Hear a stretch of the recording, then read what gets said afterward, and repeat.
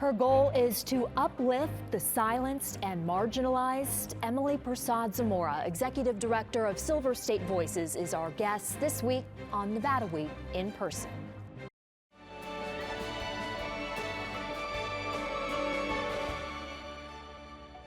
Support for Nevada Week in Person is provided by Senator William H. Hernstat.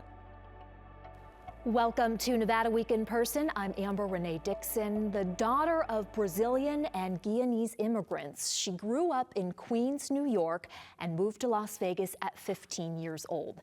An appreciation for speech and debate class in high school led her to pursue a degree in political science and government at UNLV. Now the leader of a civic engagement coordination hub for progressive nonprofits in Nevada. Emily Persaud-Zamora, Executive Director of Silver State Voices. Thank you for joining Nevada Week in Person. Thank you so much for having me. I want to start off with that word progressive. Yeah. When you got into this line of work and heard about progressive movements, what was the public's perception of them back then versus now? I think the word progressive scares some people. Yeah, it definitely does. And I think it's just a matter of maybe education or mis and disinformation. But, you know, I think that when I think of the word progressive, what really resonates with me is using social change to affect policy and the laws and regulations that affect all of our day-to-day lives.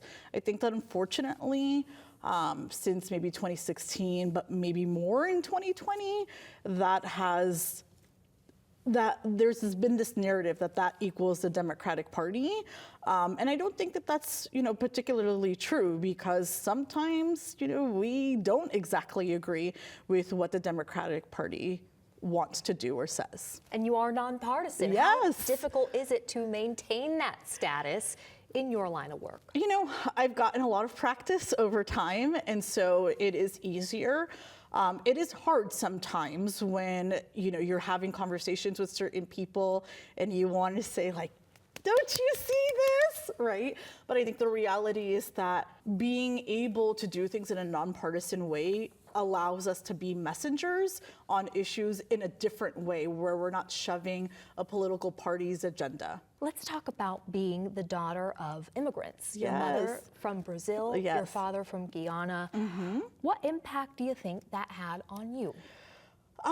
So yes, my parents, I know I always get it's a very interesting mix, but my parents, I was born and raised in New York, and they met there.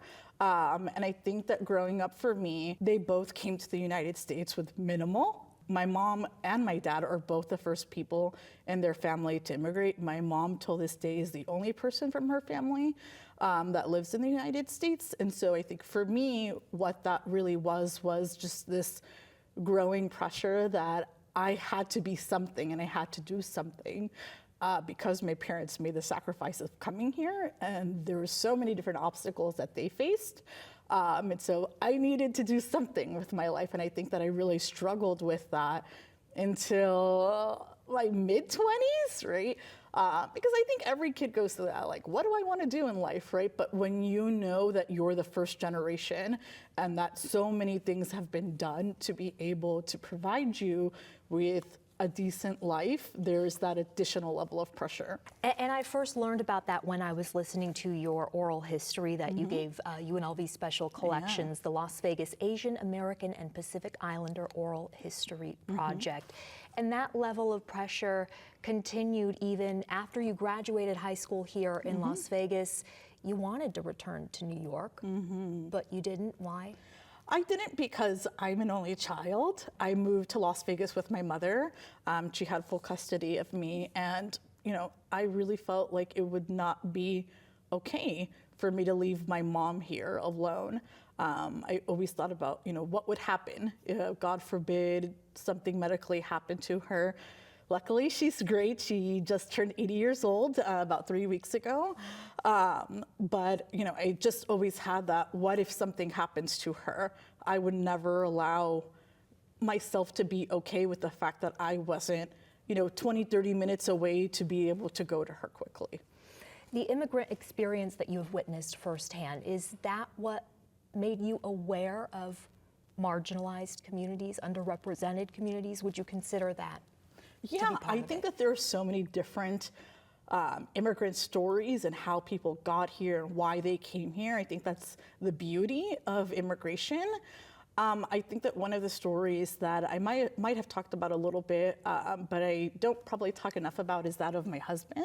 And I think that is the one that really kind of ignited the fire in me.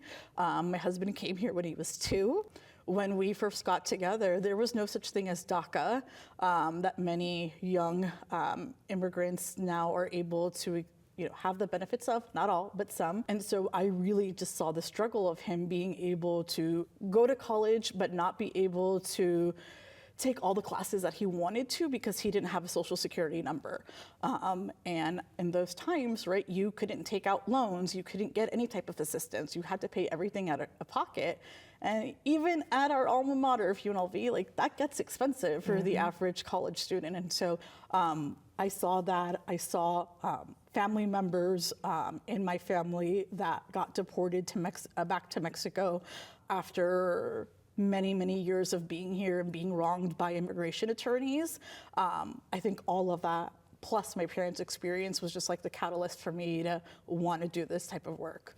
Where was it that your husband moved from when he was 2? From Mexico. From Mexico. Yeah. So him and his mother came to the United States, and they came because her sister was here and had a small daughter who had an illness. Unfortunately, she did end up passing away, but she needed help in being able to take care of her daughter and also be able to work and take care of her other children. And so that's why my mother-in-law came.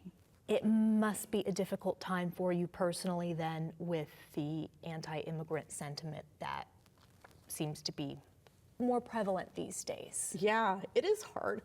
I will say that I'm in civic engagement now, and it's the part that's like, I love doing that work, but prior, I did immigration work, did so many different things in the immigration space, and I think that although my work is nonpartisan, with the election of a President Trump and all of the immediate things that he did around immigration and just the fear that he created with his words, it made it feel impossible to even just get out of bed at times because of just the fear that I felt, the fear that my family felt, the fear that many of the community members that I would work with, they would call and just be like, what's going to happen to me? And to be able to look people in the eye and say, I don't know, that was something that was really scary for me. But what I just thought to myself is, how can I change immigration? Is getting people civically engaged in the process, right? Because the only way that we're going to be able to make the changes in immigration is by electing the people that care about those things. To be fair, I imagine you have criticisms of President Joe Biden's handling of immigration as well. Yeah, I mean, the things that he did around the wall are just not okay. He's been a great president in a variety of different ways, but I was hoping that he would have been stronger on immigration. What do you say to people who say undocumented immigrants are voting? They're not. They are not.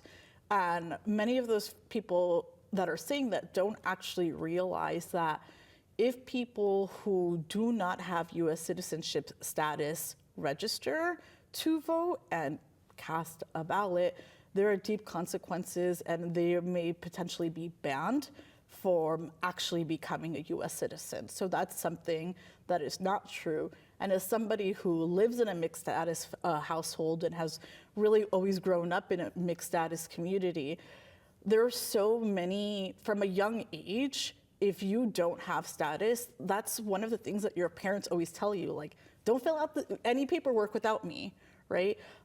Because of any potential consequences that may happen. That would be a significant deterrent. Yeah. Of all the work that you have done in civic engagement, what are you most proud of? That's a good question. It's a lot more than just voter registration. Yeah, it is. I think that there are a lot of different things. It's hard to really just kind of put it into words, but I think that one of the things that I'm just like most proudest of is being able to work with a diverse coalition of organizations that really just care about the well-being of their communities. They want their communities to be seen just like any other community, and ensure that they are at the forefront of democracy and that their voices are heard.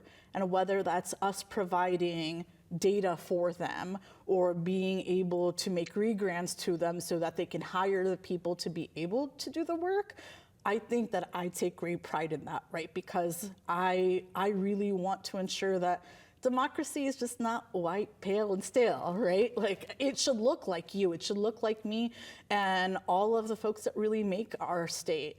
I would say beyond that, I think that I would say two other things. I think one, being really policy driven. I think that our organization has really worked with our partners to be very vocal about what voting rights and all democracy issues should look like within our state. And we don't see that across the board, right? But we're very lucky that in the state of Nevada, citizens are really listened to, and it's not just corporate lobbyists, right? And I think we know the issues the best because we are engaging with our community members on a day-to-day basis, and we hear from them. What are the struggles that they're experiencing at the polls? Why is it that they're getting evicted? You know, we hear that information. I would say lastly, I think that I really pride myself in having a team that's amazing. That's not just that they're amazing in general, right? But I think that they're hungry and they really care and they're from the community, right? And I think a lot of times when I got into politics, I really saw that there wasn't so much passing of the torch and mentorship. And I really think that in order to be able to grow as a democracy, we need to be able to pass the torch and teach our it's gonna make me sound old. I'm not that old, but like our younger folks, right? Like how to do this and why we do this work. That oral history, you had said your exposure to politics was like a dog-eat-dog world. Yeah. And that's what you wanted to get out of that, and found yourself in this work. Yeah. Back to your parents and the expectation to be something. What do your parents think of what you have become? I think, you know, it's interesting, and it's been a journey because I feel like, unfortunately, the generation that my parents come from, they are not very emotional people, and I think that's something that really hindered me growing up. Right, I crave that. It's my love language, right? Being able to hear how people feel about me or what have you. I think my mom, she would say that that she's proud of me. I think she doesn't really, none of my family really understands my job still to this day. But I think that, you know, she recently told me that she admires me. I think that made me kind of ugly cry, because it's just like, you know, to hear your mom say that, right? Because not only do I do my job, but like, I'm a wife, I'm a mom, right? My son is on the spectrum. And so there are so many different things on my plate. And to be able to hear my mom say that, I think is cool. I think the icing on the cake for me was my grandmother, my paternal grandmother, who's 86 years old, and she told me that she wanted to see me go to the White House, and I got to go and take a picture, and I think that just was the icing on the cake for her. Emily Persaud-Zamora, thank you for joining Nevada Week in Person. Thank you.